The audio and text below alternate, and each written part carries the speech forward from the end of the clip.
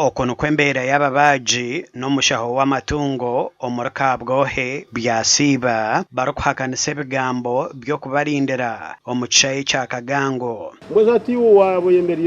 Bitu nk'oku bakugira ng'omuntu yakuteekera omutwe niwe n'omuteekera ogundi. Richard Zinamanya omushaho w'amatungo omu municipality ya Kabgohe bwanyuma y'okuhona kuteerwa ababaji izooba eryanyemu ebazyo omu kasheshe k'erizooba ibagiro eri bashanga ryetorirwe abaserukare barukuremesa bamwe aha babaji okubaaga. Nyine kakagamba itumini datunte kintu cyakora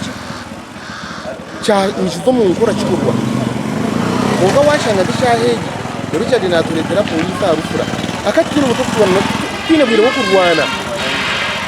itweni tutina munongo mutyo ngokuru musirikale natine mungu akantu manyobuzi bwo mutwe bugwine ngoko musirikale ko manyisa so bugwine ekirajo cya government cyangwa abantu bagaruka myanya yabo babiro mbakoreraho ntiro baheza kugaruka umwiteka aha bwenshi ibona uremesa umwami Richard aha bwenshi. Ababaji bayoreka enshonga zabo barukwetombwita barukugira ngo omushahogo ayehindwire buri kimwe. Municipality itiyambe Dr. Richard ni mango murumo gwe ukabe uri kucebera inyama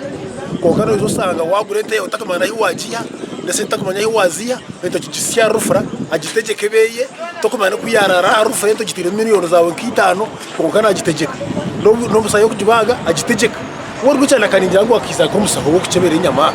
ahabwe iki nataho mbintu ibyamabaji abo kuba icyango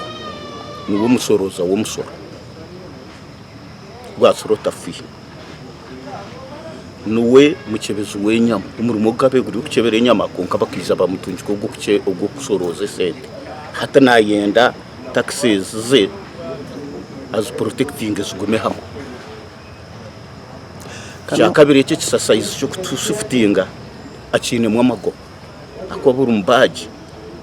buru wakatari abenahereza miliyoni 2.30. Bwanyuma ya polisi kwetorora ruforeji kuzebera bamwe aha babaji cyabaretero kutabuka twamugenti abantu bakomeshe hina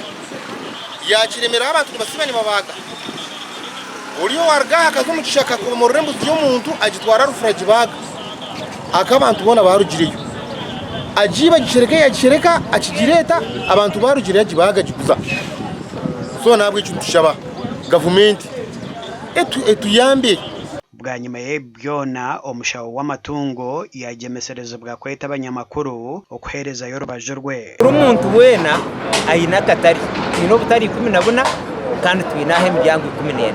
so ubutaka hwire no butari buna bumwe ubutari 10 bwahwire kana wo butaka hwire ubwo buriyo burimo abantu babiri abashuma bente baba kwasire nente mirundi nyingi so batinire kamera babandize kurwana kuko mbwe nta muhero nabo rizabikiriza